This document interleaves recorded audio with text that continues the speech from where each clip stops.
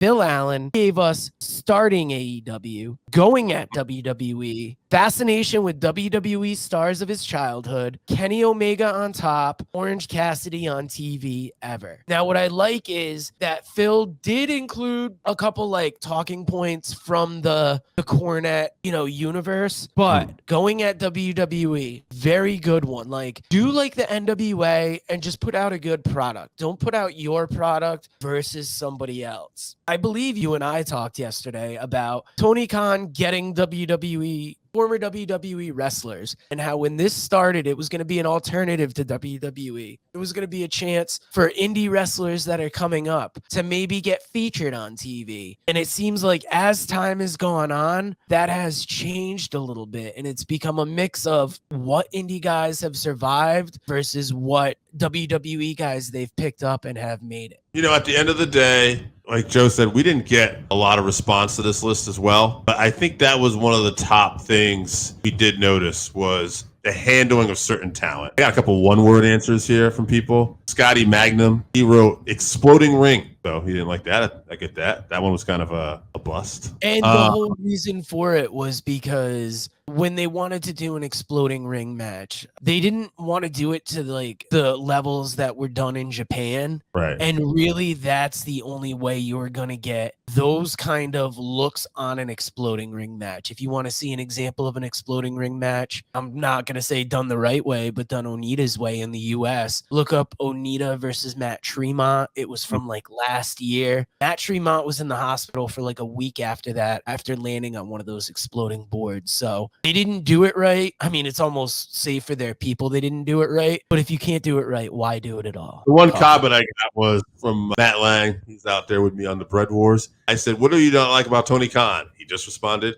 I don't like Tony Khan. I said, all right, Matt, thank you for your input. And let's dissect that a little bit, because Tony Khan being unlikable coming across, what do you think are the things he does that make him most dislikable? For me, it's social media. It's when, okay, you're going to make a big deal out of these ratings wars. You're going head to head with NXT and all that jazz, and that's fine. And if you're winning, all right. But when you do lose, whether it's a jacked up roster with John Cena, Undertaker or not, just let it go, man. Take the L. You can say, thank you to all the fans who tuned into AEW, or don't say anything at all. That's one of my favorite things to do. When I get fucking beat up, I just shut the fuck up. I mean, you know what I mean?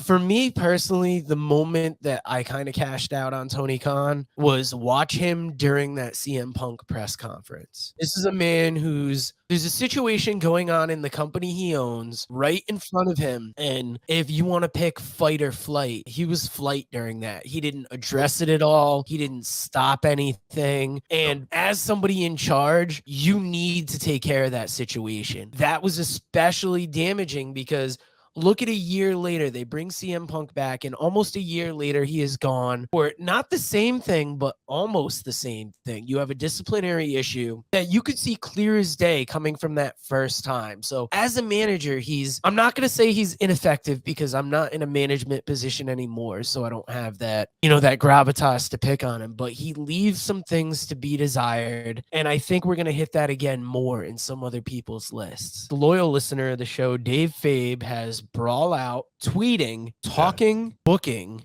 and Orange Cassidy. So we talked about that Brawl Out situation. You brought out the tweeting. Yeah. The talking is just more funny at this point because he'll come to introduce a show and it's supposed to rally everybody, but it sounds vaguely crazy. I was just going to say another thing to expand on beyond the Twitter and stuff like that, a particular incident. When you go back to, it was a little over a year ago when NWA had that Women's Evolution pay-per-view, basically they did, and they had tag teams and stuff, and they were putting on these different tournament matches. Tony had loaned out some talent to the NWA, which good on him. But then some people were complaining that, I'm trying to remember, but the gist of it was Tony talked about he lent out that talent, that he wasn't responsible for paying them. He says it was a gift. And his analogy was this is the equivalent of, I bought you a steak dinner and I waited around and you never said thank you. And I always thought, well, if I buy my friend steak dinner, like I appreciate that, but I'm not waiting for a thank you. Like, you know what I mean? Like I didn't do it because I'm expecting something in return. I did it because those are my friends. I have a little money. We're having a night with my boys. Hey, it's on me. And I don't feel like somebody owes me. I almost feel like in that situation, it's like, not that the thank you is implied, but especially in business, if you don't take a minute to say thank you, it could just be that there were so many other loose ends to like tie up or other things to do that the thank you not being said is less of a slight and more of an oversight. Daniel Backley, friend of the show, his ideas were AEW Rampage,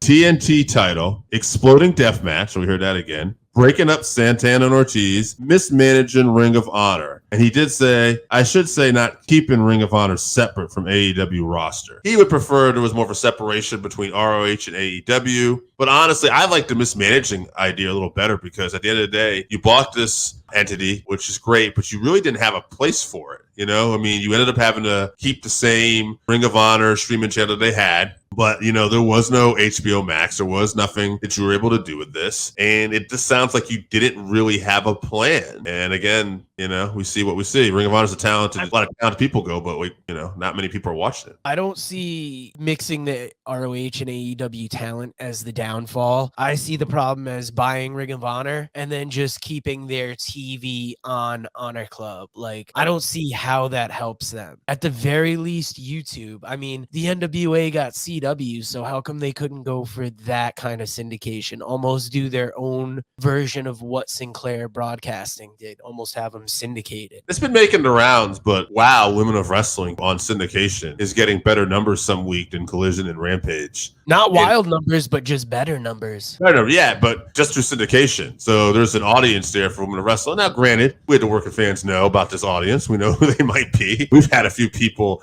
show up that whenever we put up a video of a attractive woman that happened to tune in a little more frequently. That being said, you would think that same syndication, it was there for Ring of Honor before. Why couldn't it be there again on some level? Well, I'll tell you who's not in syndication. He is live, and that is Jake St. John. He brought me a list the other night. He is starting with the Jake rule. Not pushing Hook from the start. After that first match, man, he was on fire, and then he disappeared for weeks at a time. 5. Whatever the fuck he's doing with Wardlow. At this point, I don't even know. Why would I even get invested in him? 4, allowing Jeff Jarrett and his band of nobody's TV time. I'm going to say except Jay Lethal, but I'm a Jay Lethal fan. I don't hate the Jeff Jarrett character, but I hate who he's surrounded with. Legit turn the channel heat. 3, not cutting Phil's mic or interrupting during his scrum rant. 2, allowing Cody Rhodes to lose the No World title match stipulation match. When Cody Rhodes lost the match and would never be allowed a world title match, I completely lost interest in him. To this day, I don't care about him. And 1, bringing back Phil from the scrum. So Jake St. John, author of Lip Sleeve Scars, Night Full of Diamonds. Check him out. We might even have something cooking up soon on his YouTube channel. I would definitely agree with most of that. In particular, the Cody thing is very interesting. I'm going to bring you another quick list because my brother bought us 3 items. He has tweeting anything, his promos, and giving too many wrestlers office jobs, which is very interesting because that's a double-edged sword. That is both amazing because it gives them, benefits. It gives them genuine stake in the company, but could it have led to issues between between anybody that has an issue with AEW and these wrestlers? Absolutely. Look, I'm going to give you my list here. I have the Exploding Ring. I have Twitter, now X, on there as well. Stay off it. It just makes you look bad. And his handling of CM Punk, I'm going to go a little bit more into that. And then I had, just because, again, I had trouble because I'm not like, I don't just get negative for no reason. So it was kind of hard for me to pick things out because I don't really pay attention to this. But when I started just looking at people that, man, I think they could be pushed a little better, Keith Lee and Brian Cage immediately came to mind as 2 super heavyweights that can move. And the argument with Keith Lee being, too, how mismanaged he was in WWE. I couldn't agree more. But what are we doing with Keith Lee now? Jesse from New Hampshire's list, he's got Exploding Ring, Big Show, Mark Henry, Jericho going through the fake ramp, and booking Orange Cassidy. The fake ramp. Josh DeBoard. Tony Khan only has good ideas. Josh, you must have cracked that 9:30 a.m. beer. But let us know some of your favorite ideas of his. Going back to that mismanagement of Punk situation, just because I think that's been a big one. I wanted to expand on that just a little bit more too. I have no doubt that Punk was definitely mostly the problem here by his behavior, but there was stuff that happened before that and stuff that happened when he came back with Jack Perry. It just could have been nipped in the bud. That maybe a more professional run organization, maybe that's harsh wording it that way, but would have been able to handle, and you would have still been able to have your biggest star. I will say, as an employee that sometimes has an attitude problem, you can have an attitude problem all you want, but the right management will kind of hone that in and keep that from becoming a bigger issue. So yeah, it's a little on Punk, but it is also on Tony Khan for just not trying at all, it seems, to really rein it in. It seems like he has the trouble that some people run into when they hit management of wanting to be friends with everybody, wanting everybody to be happy versus everything running as it should. Like when I ran a seafood department, I was, I wanted people to be happy, but I also knew there was just a line that you can't let people cross as far as like doing their job. If they're not doing their job and they continually kind of step that thing, there has to be pushback. It can't always be, come on, bud, what can we do about this? It's got to be like, this has to stop. Sometimes you have to put your foot down, and I don't think that he did it. And Josh DeBoard bringing us his list here. Hiring Punk, that's a good one, you can argue, because if he was never capable of managing Punk, why bring him in? Not booking actual stories, just throws matches together. That is interesting because there are times where they do stories, but I would say a lot of the time it's a match thrown together maybe a week or two. He should never be on screen ever. I agree with you as far as him being like a competent figurehead, but when he comes out and gets the crowd hyped up, nothing is funnier. Airing off Cody, that's a good point. Something happened with Cody. The situation's never been addressed, never been talked about, and it would be interesting to see what pushed Cody away. Could Cody see that lack of management at the top? Lastly, trying to go after WWE, taking shots and all that. That is a very good point because like we said earlier, come out, be yourself, try not to compare yourself to anybody, and, just put out the best product you can. And thank you, Josh DeBoard, for the list. We said it a couple weeks ago, but RIP to RSH, one of those podcasts we started out with. Really enjoyed what you did. We hope you're doing good, bud. I got not hiring a booker. It's become obvious quickly. Oh, it is coming back. Hopefully we can be a guest on there. We were sad to see you guys go, but we're happy to see you come back. Maybe. Hey, as Tyler Peters would say, we're praying for you, bud. Next on my list, I've got the handling of the CM Punk situation. Yep. From the start to the end, I would say you got lucky selling out that building, not announcing him. Next time, just announce it. Go full on with it. Like, the whole situation was handled weird, and any couple of factors could have led to CM Punk leaving. Hiring so many WWE ex-talents. Said it earlier, they were best at the start when they were like the best of the indies, when they were bringing in different people. And then, you need a couple WWE people, I guess. But then the more people that he brought in, it made their roster bigger. And then you silently squeezed out indie talents like Joey Janela. Whatever you think of him, he was a good addition to there. I'm not standing up for Marco Stunt, but he's another one brought in with high fanfare at the beginning.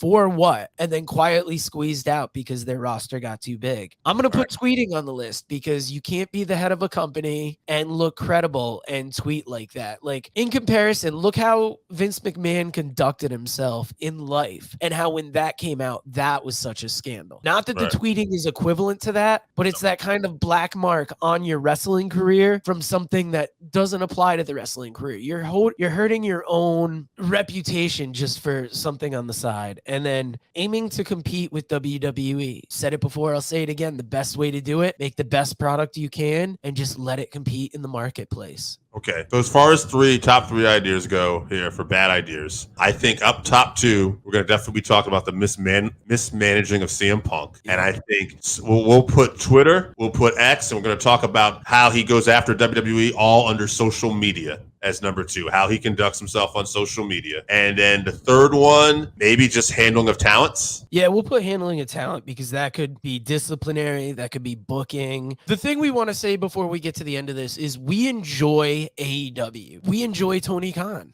We just wanted to do this because I think if you're a fan of something, you can find the faults in addition to the things you like. Now, one thing I like, I didn't get to watch it last night because I was having issues with getting it on my tablet, but starting off Rampage with Mystico versus Rocky Romero, CMLL title match. I think it's a middleweight title, I believe. 2 out of 3 falls. That was a great way to kick off. Having Danielson be the focus of Collision. Great idea. We still got to pick a winner for the... Now that we've got the Twitter WWE CM Punk handling of talent, what's the first to go? I think the handle of talent will go because you can argue he's done some good pushes. There's some people that had good pushes too. It's a problem, but I don't think it's the main problem. I think the main problem was how he handled his top star, and that's what CM Punk was, and how, as the face of the company, he puts himself out there. I think that's our top 2 to argue. What's been worse for Tony Khan? I'm going to say, I know a lot of people say the Twitter situation is bad for Tony Khan. I think his number 1 worst problem was the CM Punk situation. If you had brought him in and handled him right, you could have strapped a rocket to your company. Instead, now what you did is you had a star come in and out within a year, go out in a blaze of glory, have some of the best matches, and the thing that's sticking in people's minds is who's more at fault for this? You like to say, who was wrong here? Was it Punk? Was it Khan? And it's tough because it's almost like a tug of war for responsibility. They're both equally as responsible, and I think it looks bad on both of them. So I have to go with the CM Punk situation being number 1. Agree, but I think it's because it encompasses almost everything we're talking about. It's the mismanage of talent when it comes to Punk, and it's even the taking shots in the media. Because here's the thing, Punk was so beloved that when Punk was taking shots at people, listen, you're going to have people that are hardcore WWE fans that were like, fuck you, Punk. But AEW fans were like, yeah, how often were we hearing this? Tell me when I'm telling lies. Tell me when I'm telling lies. But when you mishandled Punk and you fucking fucked them, then it became a lot of AEW fans within started to be like, I don't know about this. And that all falls on Khan's fault for, again, you mismanaged, you went all in on this, no pun intended, and it fell apart. And if you had maybe managed it better, you wouldn't have been in this situation. That's an interesting point that no one of these issues exists on its own. They all kind of tie in together. If we're pushed to pick a number 1, because obviously all 3 of these are the worst ideas. They're kind of commingled. But for the sake of the 5-3-1, we have to pick a winner. It's in the rules. AJ's W scoop to your head. Who do you got? It's a CM Punk situation, no doubt.